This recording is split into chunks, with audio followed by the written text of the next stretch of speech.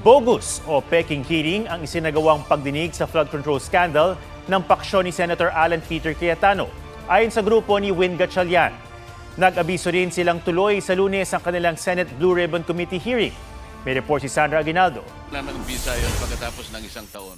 Alam po ba ninyo? Ang Blue Ribbon Committee hearing sa flood control scandal ng grupo ni Senador Alan Peter Cayetano kanina, tinawag na bogus o peking hearing ng grupo ni Senador Win Gatchalian. Wala raw itong basehan sa Senate rules, calendar o maging sa otoridad ng Senado. Isa lang daw itong makasariling palabas ni Cayetano para manatiling nakakapit sa kanilang mga posisyong na wala na sa kanila sa valid na rigudon ng Senado kahapon. Nang palitan ang liderato ng Senado kahapon, si Senador Erwin Tulfo ang naging chairperson ng Senate Blue Ribbon Committee at iniurong niya sa Lunes ang pagdinig sa flood control scandal. Pero hindi yan kinikilala ni Cayetano. Sabay giit na si Senador Pia Cayetano pa rin ang chairperson ng komite. Sa kabila niyan, naglabas ng abiso ngayong araw ang Senate Blue Ribbon Committee ni Tulfo na tuloy sa Lunes ang hearing. Inimbitahan pa nga nito ang 18 dati umanong sundalong tumestigo sa pagdinig kanina. Ang Malacanang kinikilala ang palitan ng liderato ng Senado kahapon. Kinilala na po natin ang liderato ni Acting Senate President Sherwin Gatchalian. So kung ano man po ang kanyang ibibigay na mensahe sa ehekutibo, yun po ang ating kikilalanin. Para maayos ang gusot sa Senado, handa raw ang Pangulong magpatawag ng special session ngayong naka-adjourn ang sesyon. Dapat maipon yung para kung magkaka-special session man, tuloy-tuloy. No? Tuloy-tuloy maaprubahan lahat yun.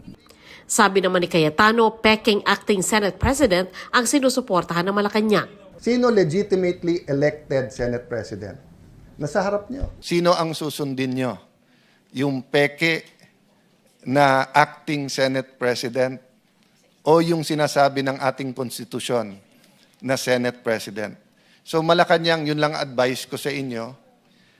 Hintayin nyo na maka-13, tawagin nyo yung special session. Sabi ni Cayetano, panay ang meeting ng Gatchalian Block sa Malacanang.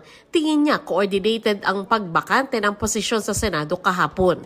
Ang nangyari sa Senado ngayong hapon ay naaayon sa batas at rule of law. Yan din ang ginawang aksyon ni dating Senate President Franklin Drilon na nagdeklara siya noong 2015 ng quorum ng 12. Nando doon sina Senator Alan at Senator Pia Cayetano. Wala naman naging pagtutol dito, wala naman naging ginawang aksyon na sinampa sa Korte Suprema. So yan ang nasusunod na jurisprudence ngayon. Ang Integrated Bar of the Philippines naniniwalang lawful at valid ang sesyon kahapon.